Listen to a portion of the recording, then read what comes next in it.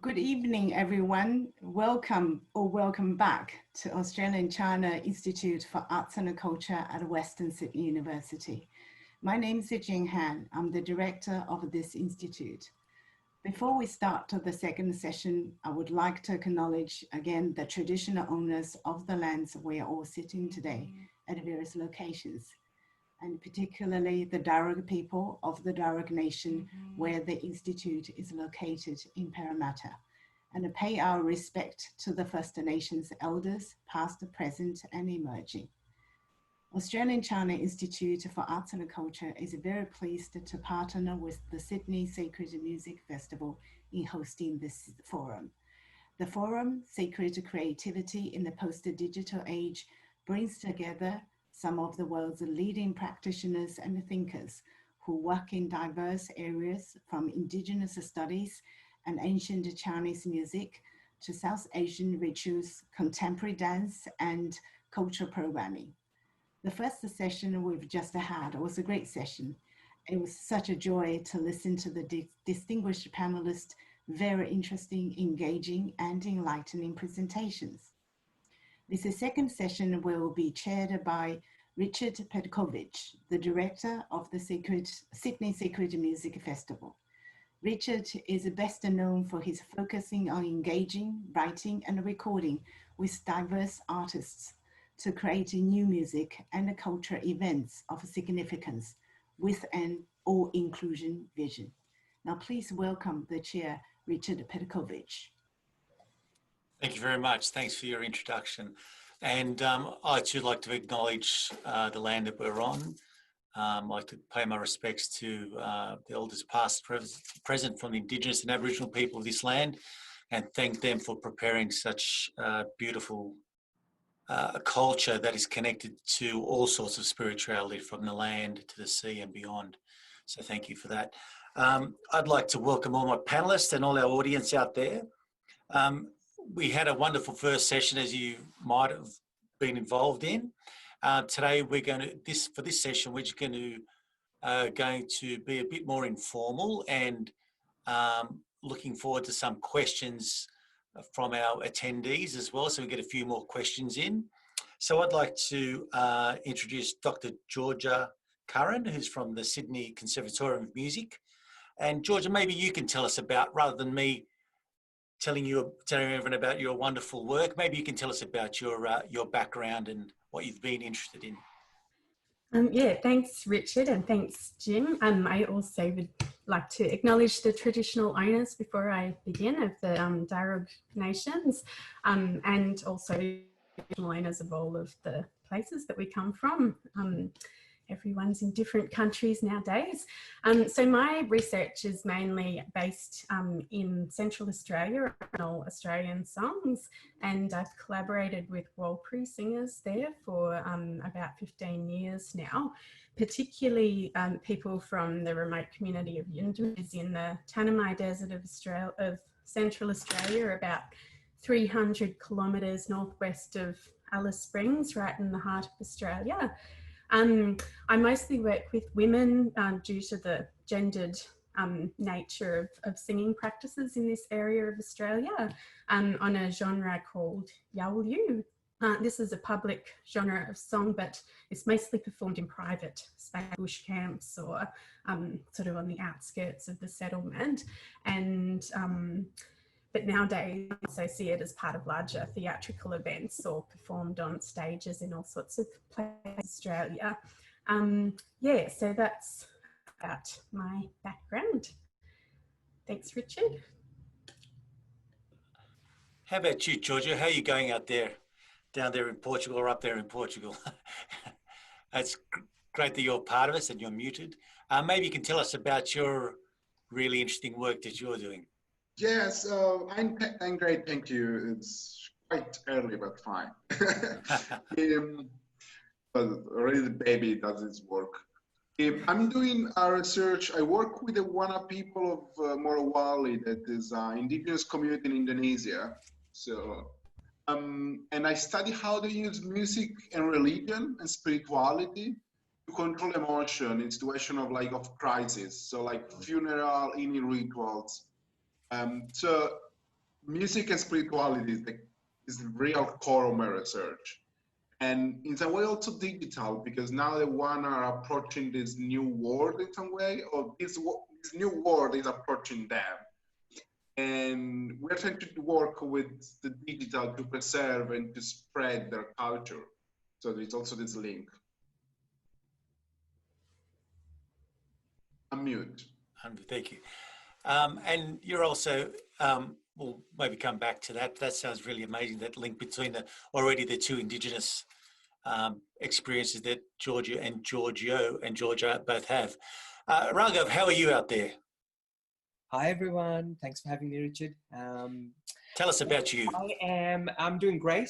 If I haven't met you before, my name is Raghav Handa, and I am a Sydney-based choreographer and a dancer with training in modern and Indigenous contemporary dance styles.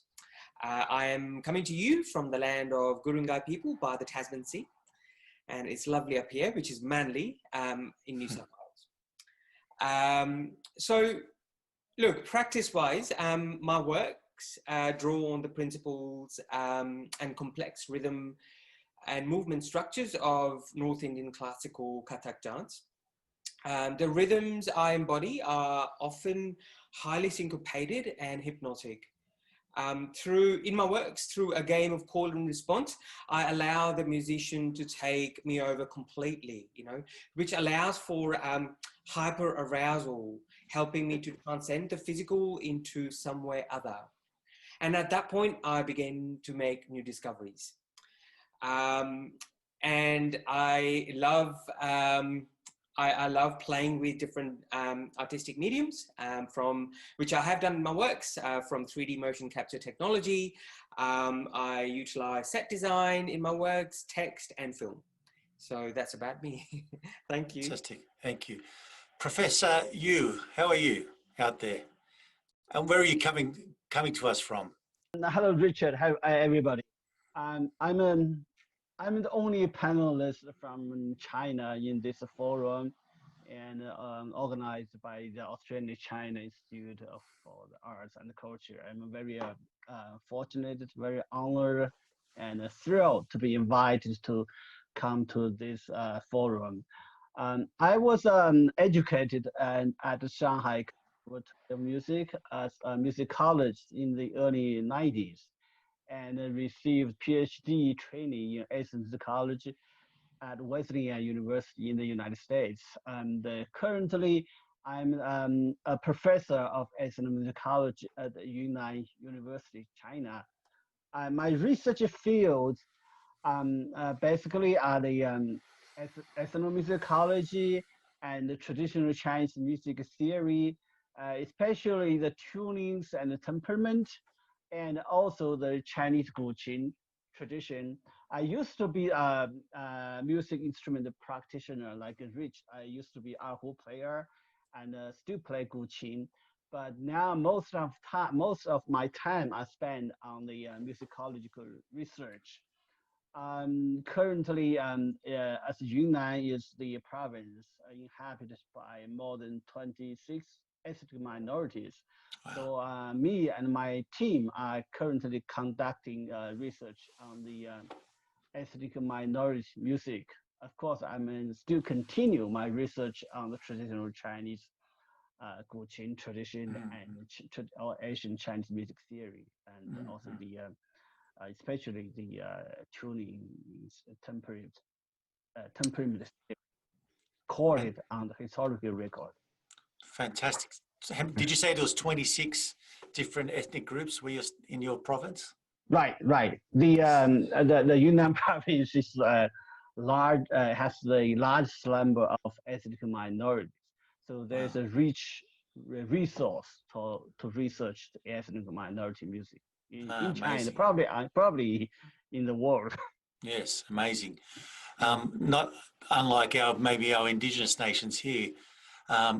Giorgio, maybe you can tell us more about your work with Indigenous people, and especially, how do you think things are going now that we're, especially in this post-digital age where place is, you know, very strong for Indigenous communities and spirituality.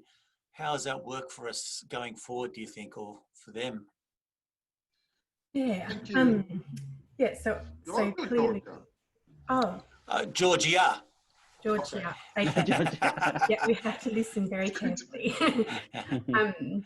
Yeah. So for Indigenous people, obviously, place is very core to songs, traditions, and what they're you know, what they're all about.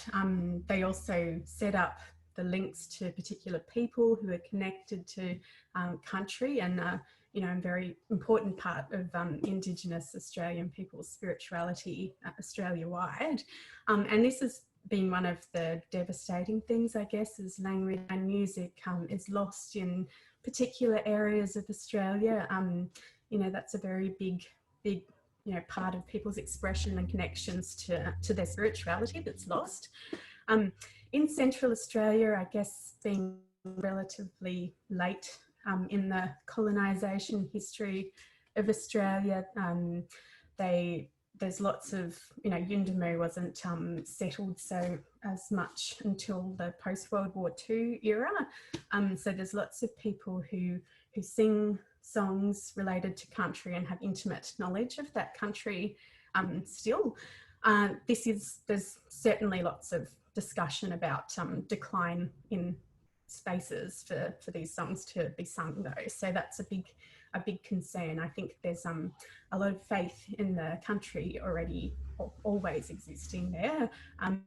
Not people can continue to create these spaces into the future is a big question, and one which there may be a digital solution to, but there may not be also. It's an interesting to think about. It's how to nurture these place-based songs in constantly shifting spaces in a big challenge of the current pandemic environment, of course. Yeah.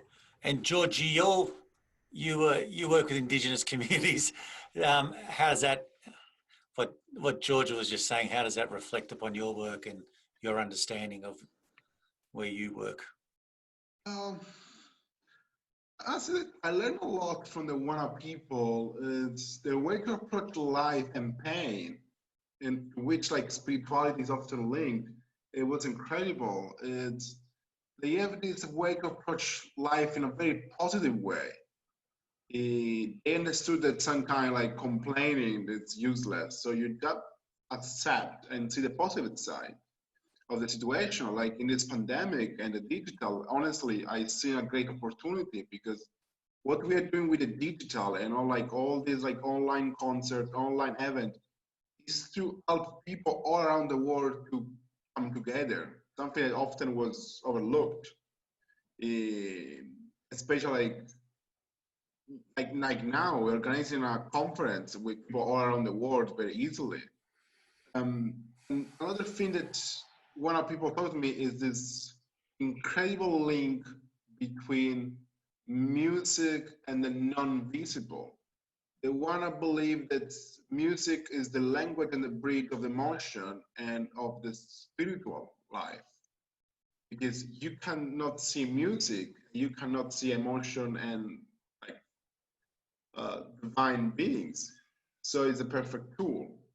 And there is this way to use music to transcend your physical body and to reach another place, another time.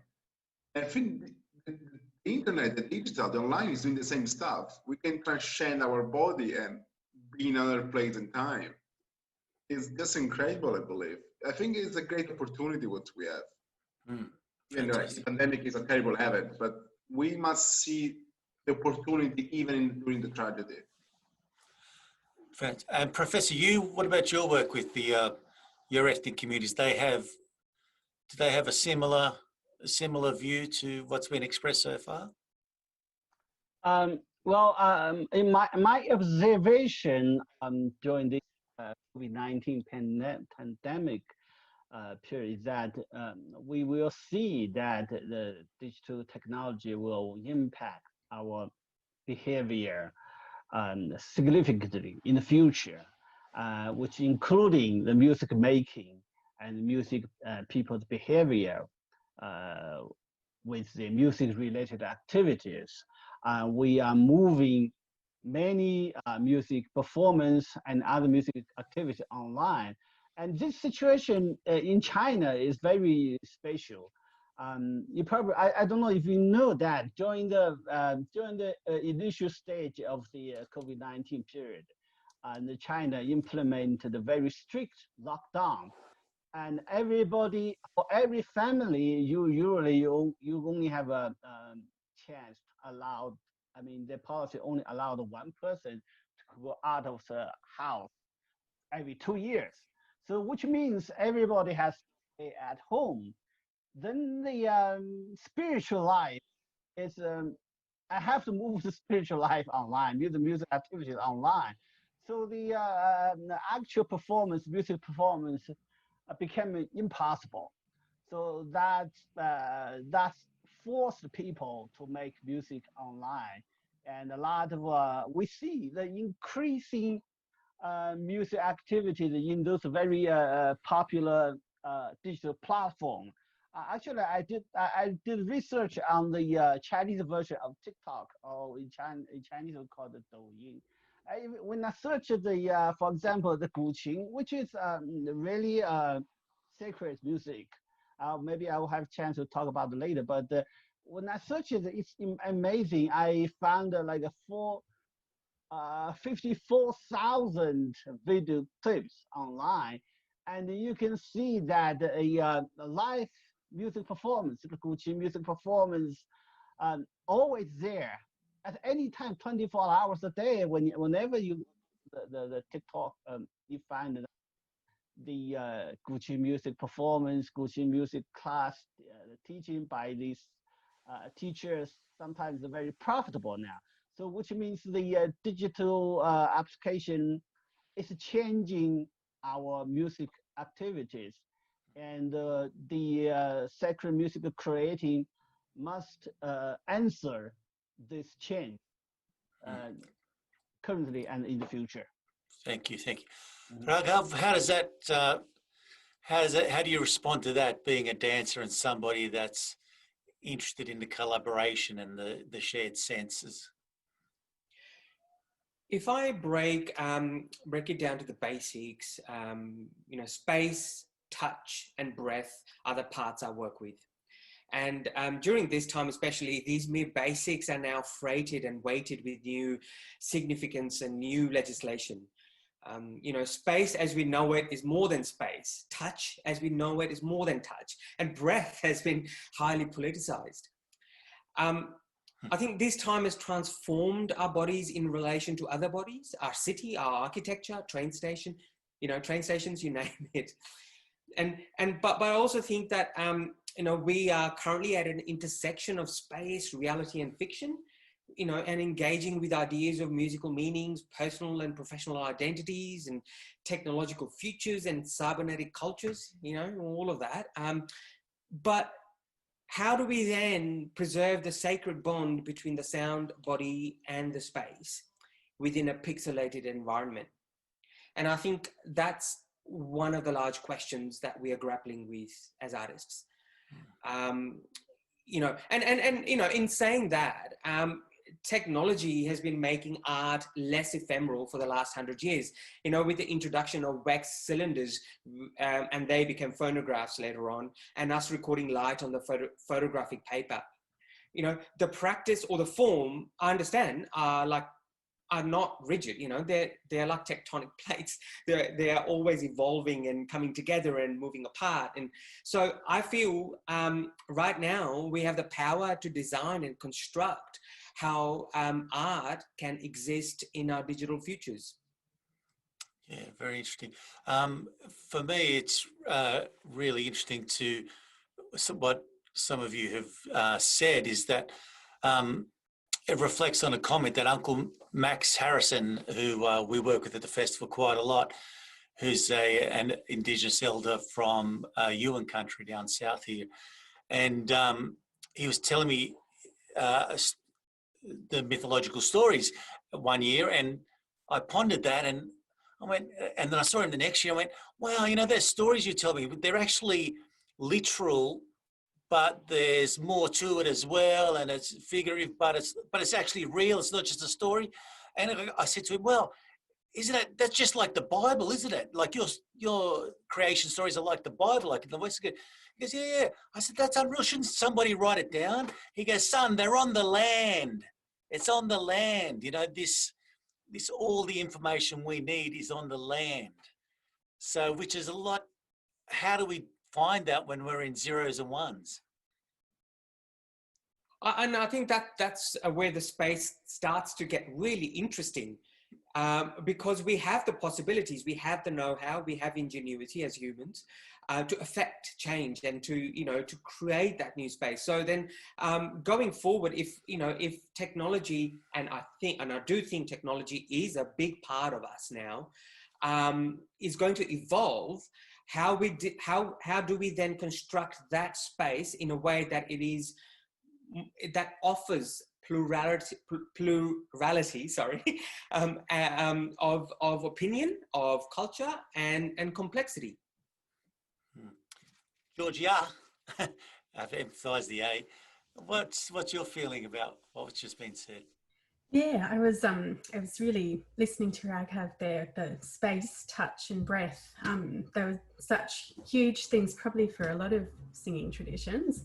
I was just thinking digitally how to deal with this idea of space, that like dancing, for example, in space is flat screen kind of space on country. It's obviously people maybe sitting in a circle, or maybe sitting facing north, or maybe dancing from south to north, or a particular direction according to the particular song and the stories behind all of that. And part of all of the, particularly in ceremonial spaces, part of all of this is the interlocking of all of the bits of it. It's not just singing, it's dancing and painting and everything that goes together. And painting up, with women, it's putting the paint onto another woman with your finger. So that touch is a very important part of inserting something about the song and what's going on into and the dreaming and the country associated with it into somebody else's body. And of course, with singing, the breath is a massive thing too there, and how to it's mind-blowing how to replicate these in digital forms, but we're obviously, if we look at the last 10 to 15 years, there's just been an explosion of possibilities that, who knows in the next 10 to 15 years what options there may be for that. And the current situation has certainly, given a push along something, it's presented us with this range right now, and things need to shift slightly. And how to do that is a big question. I too, like Raghav, have faith that that something will emerge from all of that. Yeah, I think that's all I'll say. I'll let you go on. Well, it's I can be filled with dread thinking of the lack of what you just said, the lack of what you were just talking about, the lack of touch, the lack of connection. But then I think, well, virtual reality, how does that's almost in our lives now. Like we're talking with some sound engineers 10 years ago, they're saying, well, soon you won't have a console, you just be twisting the air, so to speak, and so maybe that connection is going to be something where we're going to be able to re-engage with those things. What do you think, Giorgio? You had your hand there. Yes. The virtual reality, I'm thinking about, few months ago, I saw an article of a woman who managed to meet again her dead daughter through virtual reality. Say that again. This woman lost her daughter a few months before, and through virtual reality, they managed to create a reproduction of the daughter. Wow. She could meet and engage with. Her daughter? Yes. Wow. And I think it's incredible. What I think the future we have in front of us will give so many opportunities to create new ways to have this bodily encounter. But the same way, I can't stop thinking about this kind of similarity between spirituality and digital and the virtual reality, because isn't like for religious people, when they have their personal relationship with their like divine beings, it's not a kind of virtual reality in some way? Aren't they having experience with something that physically is not there? It's truly so much different between the two. I don't know. I think there are links. Yes.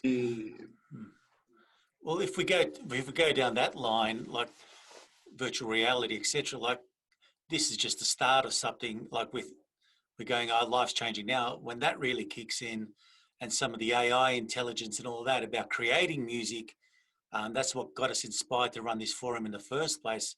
You know, where's the spirituality in AI? How do you connect when possibly that's almost taking over a lot of our world? Raghav, I'm really interested in this idea of we're coming to an end potentially of the way we know life and way we interact. Could be a good thing as well as a bad thing.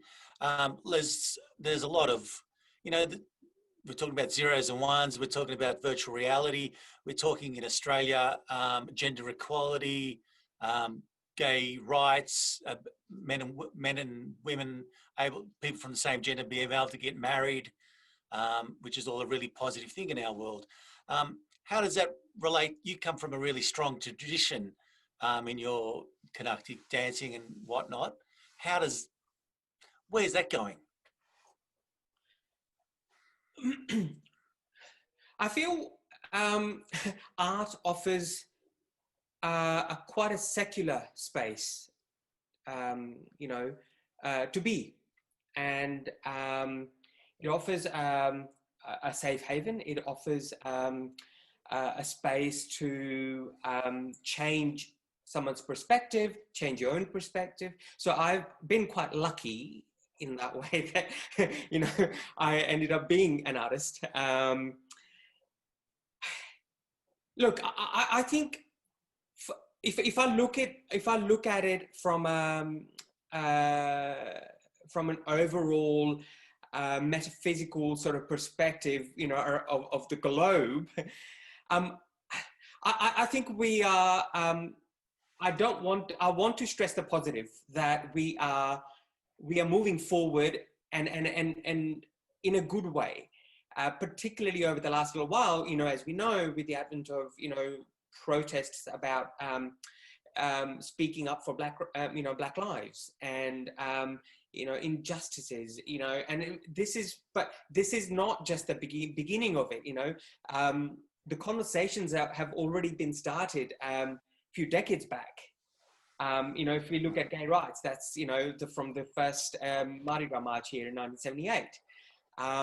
You know, so, and I think the ball is rolling, and it's just about keeping the ball rolling. And I think that's the space we are in at the moment, that, you know, collectively, we are doing that. And I think it's very important to be, to perhaps not look at artists, and sorry, a lot of the times being an artist, it's about agency, you know, and being an individual. Perhaps I think now is really a good opportunity to abdicate a little bit of the agency and look at ourselves as a collective. You know, and I feel that we are stronger for it. Yes, fantastic. Professor Yu, how you respond to this? You obviously come from a different culture than a lot of us in the West, so to speak. How does this potential new age feel to you from where you're sitting? Well, I think some of you have already mentioned that the visual reality, VR, another important thing is AR. So when we're talking about the post-digital age and sacred music, this is that's very important to words. When we define the post-digital, this is a very interesting term. What the post-digital means? Does that mean we are the digital age is behind us, or something else? But I think if we put these two terms together, we have to think about the VR and AR technology, the future of the VR and AR, especially the AR, artificial intelligence technology. This is going to be change a lot of our current daily life. And someone predicted that maybe in the next 30 years, the artificial intelligence probably will create something that has feelings. So this is very scary, and we have to think about think about from an art point of view, from music point of view. A lot of creativity can move by can take up by the AR technology. They can play the music for us. They even can create music for us. So when we're talking about sacred music right now, we have to think about if the artificial intelligence technology in the future can do some intellectual activity. That will be very very interesting and very important thing for us. Will AR can create a sacred music? Will they be thankful for the God or to the coach, to the nature or something? So, so we in this term, in these circumstances, when we're talking about the sacred music and the digital post-digital age, we might need to rethink what the sacred music is, how sacred music would be in the future, which I believe it will not be created by the AR. Otherwise, we will be in trouble. Human beings will be in trouble. Right now, the direct AR technology is taking us to a new stage of our daily life. But when we think of the future, we are very uncertain. Sometimes very scary. So this is something. This is a big topic. Maybe it's not be fit in our current very short forum, but it's very something we need to discuss to have dialogue. Maybe for a big conference in the future. Yeah, next year's symposium. It brings to mind a few things. One of them is that maybe AI could create sacred music because it's how my body and how I respond. So if they tick the same boxes as Nicholas Ning's beautiful music, why not? They've already researched everybody since the dawn of time, and they know how to create sacred music apparently.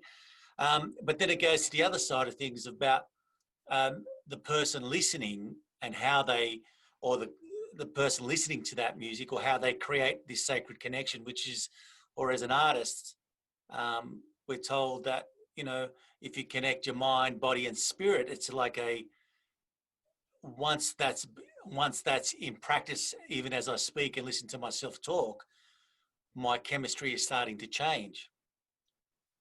So how, sorry, Professor, did you want to say something? And that's interesting. If the AR has a feeling, then that's going to challenge our ethic standard. Should we treat them as a machine or human being? Because they also have feeling. They are thankful for the creator or for something. Then the because when we put these two words together, we have a lot of dots to connect, and we have a lot of issues to discuss, which is philosophical and technological and also musical. Well, Giorgio, you were nodding there, and you've got experience of working with or studying funerals and related rituals. What Dr. Yu was saying, how did that hit you? Portugal.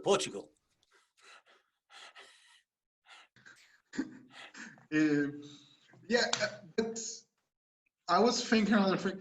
In Japan, they have robotic Buddhist monk to celebrate funerals.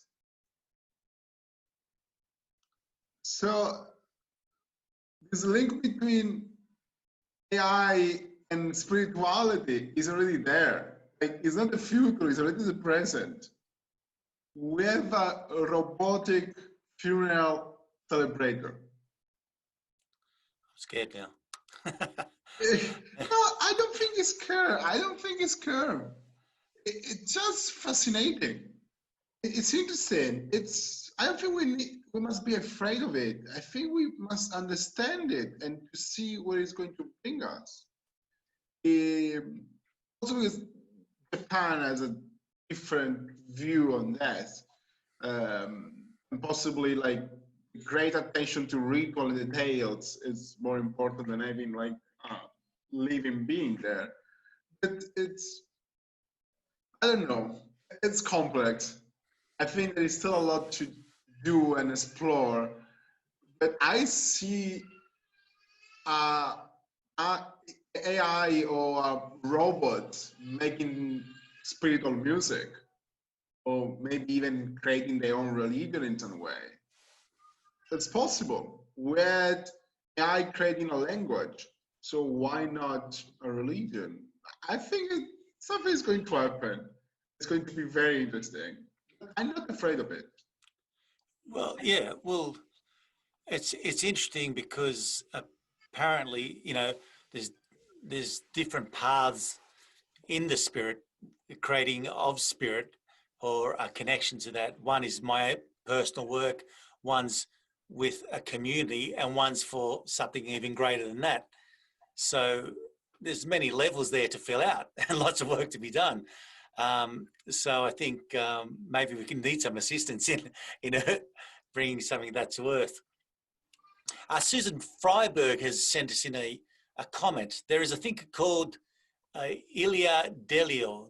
Does anyone know that from our panel? A Franciscan sister who has written about technology and transhumanism in relation to God in a book called The Unbearable Wholeness of Being. So maybe we can all check that out. So we've got a link coming in as well, which is great. And for Giorgio, there's a question as well. It's been said that Indigenous people of Australia kept their traditions and knowledge very secret within the community. How did you find yourself joining this community and being able to document it? Yeah, so I first did as a young student working in Yunnan in response to a call from Mulpri elders for someone to do a song recording project, which was I guess large around their concerns for a decline in this knowledge and not as many singers being around as there used to be, and not as many spaces to perform as there used to be as well. Opportunity to transfer that knowledge and the singing practices to future generations. So I sort of lived in Yunnan for a number of years during this time and worked closely with elders doing this recording project. The gendered nature of songs in this region meant that I worked much more so with women, but also there's a number of public genres of song that men sing to everyone as well. There are sort of levels of men's knowledge which aren't to be shared and are very sacred and closed, and they're the type of things that shouldn't be recorded anyway, so they didn't ever formed a big part of something that the community wanted to document. And I think, because of that work, we've produced a number of educational resources, booklets with audio links, and obviously the recordings in themselves are quite valued. And in recent to make a digital space, particularly the women that I work with have often, when we're out bush and singing, they'll sort of have an idea of something ordered or a photo that's seen and want access to it. So this has been a big digital engagement for us, as putting together access point for that can be transported and accessed in performance spaces to be part of them now. And I guess, yeah, that digital space, there's a bit of a divide, I guess, with remote Australia in terms of internet coverage is only in very big community centres. So having that offline was a big priority for us, which I guess we've just conquered that, which seems a little bit behind. What's going on in bigger cities and what can be done when we're in the community centre, and how to shift that forward. It's a digital space that's very much reliant on the setup of the face-to-face environment to be able to work properly. So I guess, going back to what I was saying before, this place-centred knowledge can always be transferred and carried on and taught to future generations in different creative ways, but that getting together of people and being with each other and sitting with each other and having the right relationships to sing a song together, or the right person to paint someone up is something that's much harder to replicate digitally.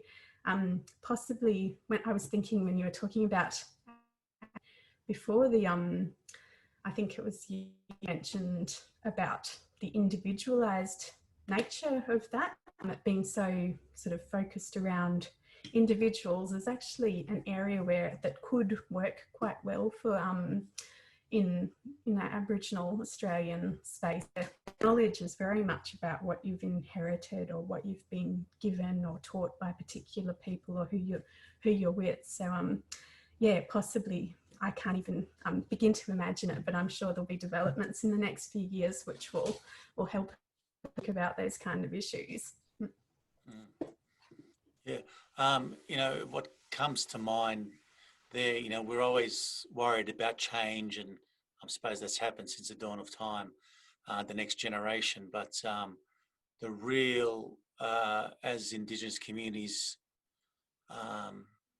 show us, that the real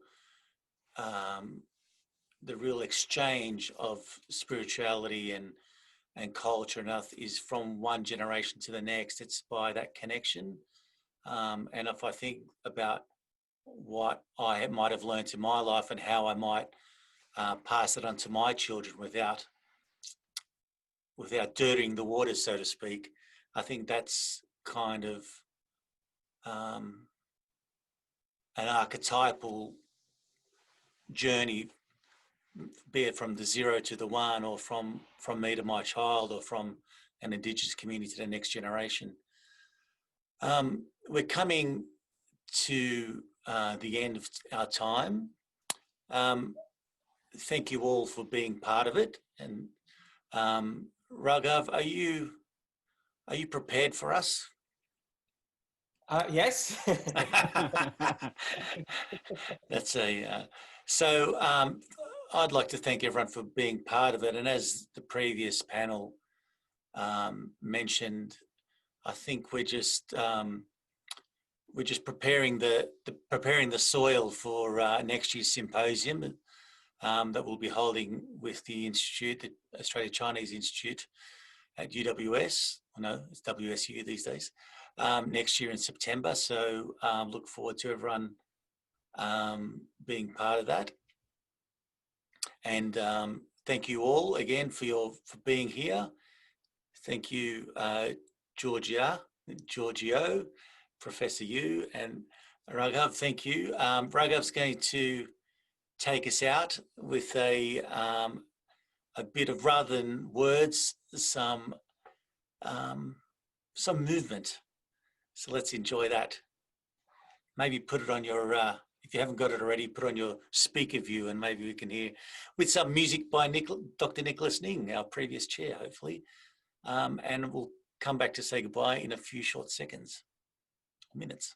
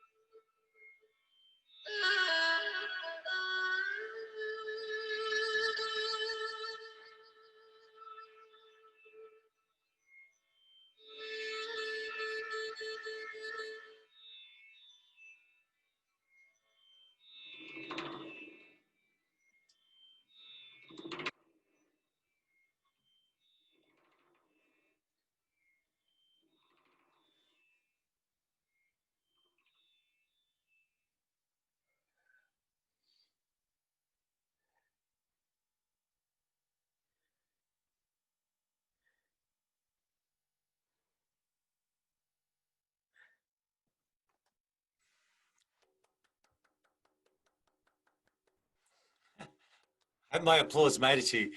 Thank you very much, Raghav, and for Dr. Nicholas Ling, who also put this whole thing together. So big shout out to Nick and his colleagues at the Chinese Australian Institute for the Arts and Culture. Giorgio, any final comment to say goodbye to us all? Give me a quick comment. Yeah, thanks for an interesting discussion. I think it's one thing for sure, we're in an age where there's lots of new things that are going to be coming in the next few decades. So maybe surprising, maybe things that are quite predictable, but if one thing's for certain, there'll be change happening very shortly. So thanks for convening this, Richard, and for all the organisers as well. Absolutely, thank you. You've been amazing. Giorgio in Portugal. Yeah, no, thank you for organizing. I had great fun. You've been amazing, Chair. You kept the flow going in an amazing way. Oh, thank you, thank It you. was a great experience. I just wrote something in the chat regarding the question about object and spirituality. And if we think in Sikhism, is a book, is a guru, and is a person, is legally a person in India. So we don't need to be so far in the future.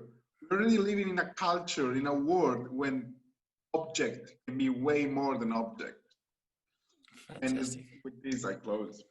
New opportunities, hey? Oh. Absolutely. Down to China, or up to China for us. Professor Yu, give us a final comment. No, thank you very much for Professor Han, Nick, for Rich. And this is a great forum, and it's a great experience for me, and I believe for the audience. Unfortunately, we have a very, very short time with a big topic to discuss. And maybe in the future, we have a independent forum dedicated to this topic. One thing I want to add that maybe we still need to think about is that the digital technology changed the sacred music's creation, transmission, and archiving. However, the music itself is not changed. So, which means the spirituality of people's spiritual life is how has some intrinsic relationship to certain music, to certain sound, and how the digital technology impact is limited because human beings are human beings. They have a certain inclination for certain sound. But this is a very interesting topic, and we don't say. But hopefully we can get together in the future, and I'm looking forward to meet everybody, maybe hopefully next year. And thank you all for inviting me. Thank you, Professor. You're amazing. There's never been a better time to create some good connections with our Chinese colleagues over there, considering what's happening in the world. So thanks for being part of this. Thank you so much. Raghav, thank you so much for your beautiful dance and for actually exposing yourself and your kitchen to the world. So there's bananas there, there's pears, there's oranges in the corner there. So I tried to hide things away, but hey.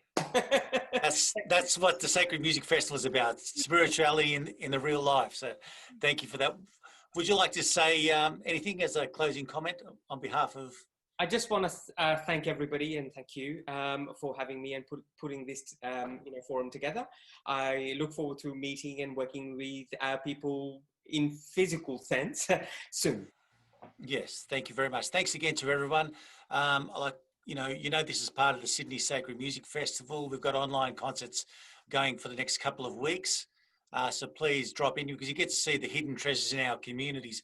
We're talking about, Australia's a really interesting place because not only do we have ancient culture, but we have newly arrived cultures that have been here from 5 to 60, 70 years that are working in their own little worlds, and we're trying to bring that together to raise awareness and really, create community. So tune in whenever you can. It's all on the website and whatnot. Again, a big thank you to the Institute for being part of this and making this happen. This was just an idea in mine and Nick's head a couple of months ago, and without the Institute, it wouldn't have happened. And thank you to Western Sydney Uni, and thank you, beautiful panelists. I love collaboration, and this is the start of a bigger collaboration, hopefully. Hope to see you all next year. Thank you, everybody.